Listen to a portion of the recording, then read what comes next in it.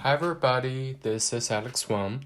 Today I'm presenting Score Your Protein Needs with Vegan Diet. So, as we mentioned the protein sources, the first things comes across to our head probably would be beef, pork, chickens, fishes. The animal products actually are very good sources of proteins, as everybody knows. But in fact, today's my target will be focusing on the vegan diet, which means that if you eating a vegan diet, then you definitely can have a sufficient amount of protein needs for your daily basis. So today's my presentation will cover two sections. The first part I will be talking about why are we choosing vegans instead of the meat sources proteins. And the second part I will talking about the good choices of the vegan plant-based protein sources if you're eating a vegan diet. So first of all, I did find this the risk in red meat from the Research Matters and National Institute of Health. So basically, it's talking about the studies conducted by the Harvard School of Public Health, which have found the association between red meat consumptions and mortalities. So this study they covered almost 37,000 men from the health professionals follow-up study, and this the result of this study actually quite significant to link the red meat consumption as mortality. So if you might think, okay, I'll cut off the red meat consumptions. I don't eat any meat. I will go probably lacto-ovo vegetarians so that I can get a sufficient amount of proteins from the dairy products and eggs.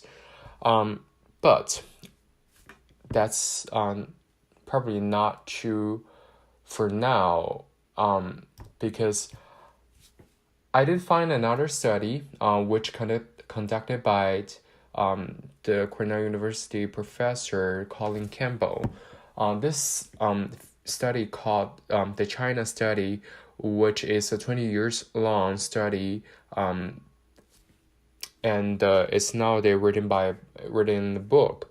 So I only use a little sections in the China study, which talk about there's a chemical called casein, which is protein that you can find in the milk, and caseins are very correlated to the cancer relationships. So another study I find from different sources also talk about the milk protein caseins. And in other ways, this research is conducted by Park et al. Is talking about the casein correlations with the prostate cancer cells. The result of this study, they find the casein promotes the proliferations of the prostate cancer cells.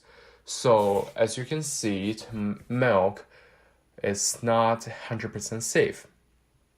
But if you still want to get your daily protein amount, there's definitely other sources, plant-based sources, that you can still reach your protein needs and more safely. So I will talk about a few good sources of vegan proteins. So generally, what we know about vegan proteins are basically commons are soy products, including tofu, tempeh, and the soy milks, and also oats, nuts and seeds, beans, quinoas, and the plant-based protein supplements. I find the diagrams which display all the accessible vegan products, and this diagram displayed the protein contents per 100 grams of each food. And as you can see, the pumpkin seeds actually have the most proteins contents for each 100 grams in weight.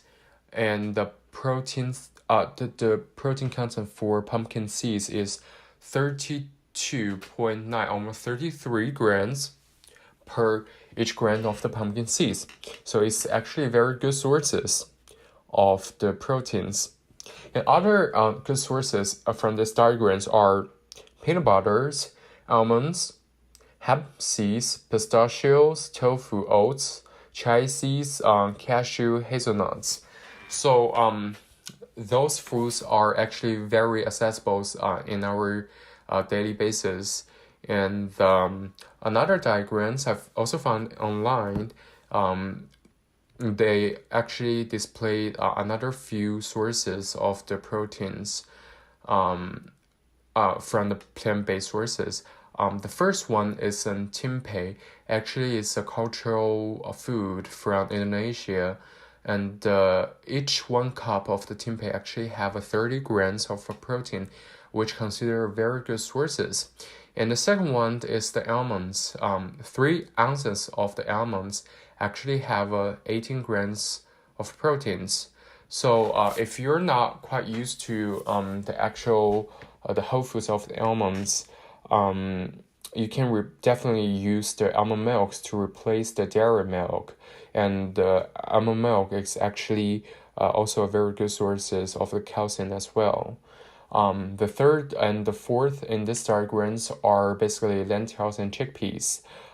Beans products, as we know, is a very good sources of protein as well as fibers, and it did also have some carbohydrates as well. But the most interestingly, not everybody knows the quinoa actually is a very good source of proteins. 1 cup of quinoa, according to this diagram, have 11 grams of proteins, and quinoa is also very sufficient in the vitamins, minerals, as especially people doesn't know quinoa actually are rich in fibers as well. So oats, oatmeals, is also a very good choices if you want to replenish your proteins in your breakfast. Oats are very good products for the plant-based protein sources. 1 cup of the oats actually have 7 grams of the proteins. So that's pretty much for my presentation today. I attached the references from the NIH and the China study, and also another study talking about the milk protein caseins and prostate cancer at the end. If you're interested, you can definitely look into it. So thank you very much for your time, and please let me know if you have any comments. Thank you.